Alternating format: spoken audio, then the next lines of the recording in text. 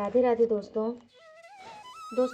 कृष्ण की लीलाओं की तो दुनिया दीवानी है, परंतु उनके जो सबसे ज़्यादा करीबी हैं और उन्होंने जिसके साथ सबसे अधिक लीलाएं की हैं वो हैं राधा और रुक्मणी।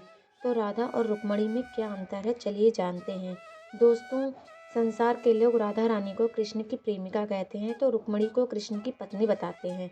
राधा रानी कृष्ण के साथ बचपन से थी और रुक्मणी जी विवाह के बाद कृष्ण के साथ रहीं।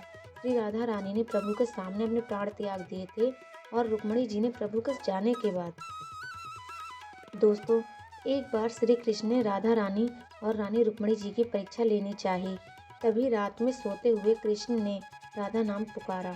पास में ही रुक्मणी जी सो रही थी। जैसे ही कृष्ण ने राधा नाम पुकारा, रुक्मणी जी की आंख खुल गई और वह हैरान परेशान हो गई। उनकी पूरी रात करवट बदलते हुए गुजरी।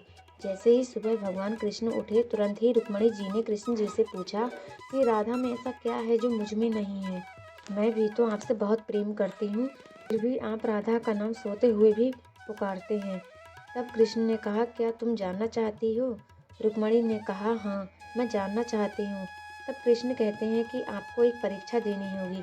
तब रुक्मणी जी तैयार हो गई और राधा जी को भी संदेश भेज दिया। तब राधा, रुक्मणी और कृष्ण तीनों यमुना किनारे पहुंच जाते हैं। तब श्री कृष्ण ने अपना एक बाल तोड़ा और यमुना नदी पर एक महीन पुल तैयार कर दिया।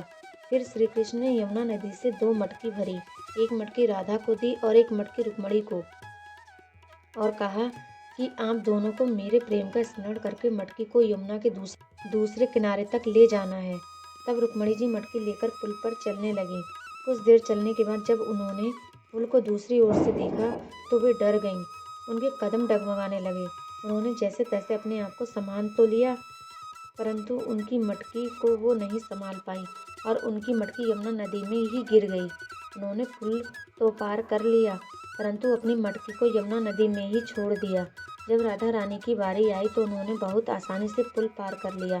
तब रुक्मणी जी को आश्चर्य हुआ और उन्होंने राधा से कहा कि राधा, आपने ऐसा क्या किया जो आपने पुल पार कर लिया? तब राधा कहती हैं कि मैंने ऐसा कुछ नहीं किया, मुझे यमुना के पार खुद श्री कृष्ण ने लगाया है।